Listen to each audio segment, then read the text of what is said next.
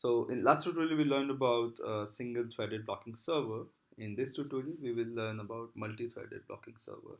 So let's copy this class and make the relevant changes.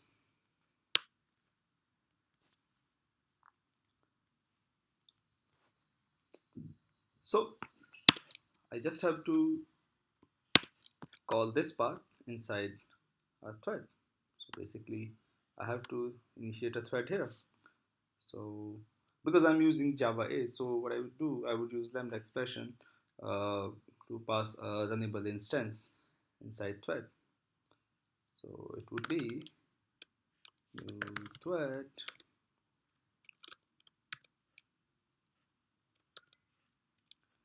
okay, this is some issue with Eclipse,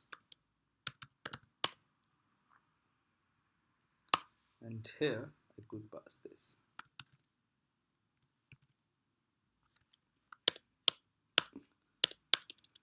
So we see this exception because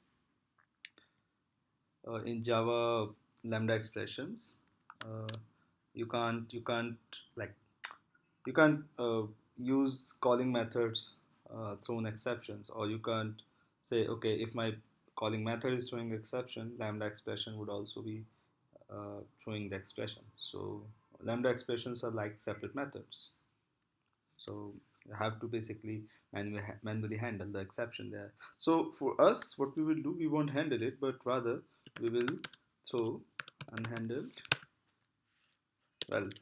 unchecked IO exception, and we'll pass the exception as is. It's new. Yep. So far so good. One more thing, this server socket. If you put it inside the thread, it might close.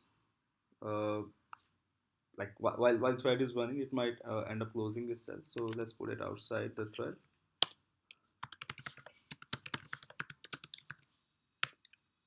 And let me pass the socket.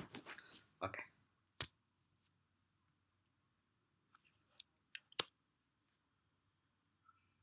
So one important thing that I would like to mention here, that in single-threaded blocking server, uh, we had this method.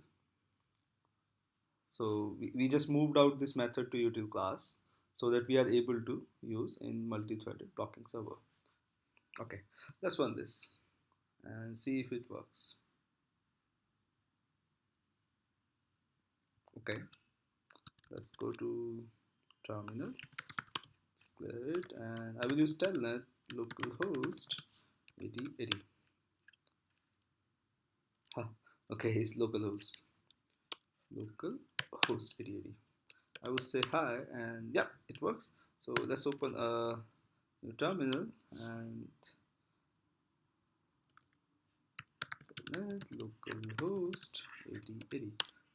And here, if I say, how are you? So see, it is working. So we have two instances here, and both are working. Right? So that's a multi-threaded blocking server. But with this particular blocking server, we have one issue. Like some wise developer could end up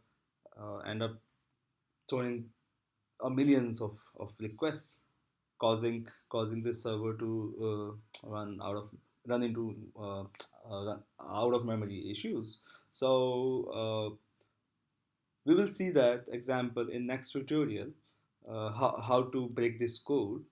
But for now, this was the purpose of this tutorial, to show you how to create a multi-threaded server and how it works. And like now we are able to open multiple consoles using Telnet. We are able to communicate on those multiple consoles because of this being multi-threaded. Okay, so one important thing that I would like to iterate, that please try it out by yourself. Only then you could ensure a better learning.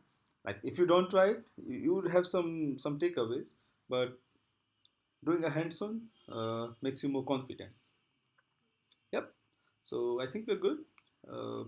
Yes. So Please do subscribe our channel in case you want to receive notifications for more such videos. Thank you.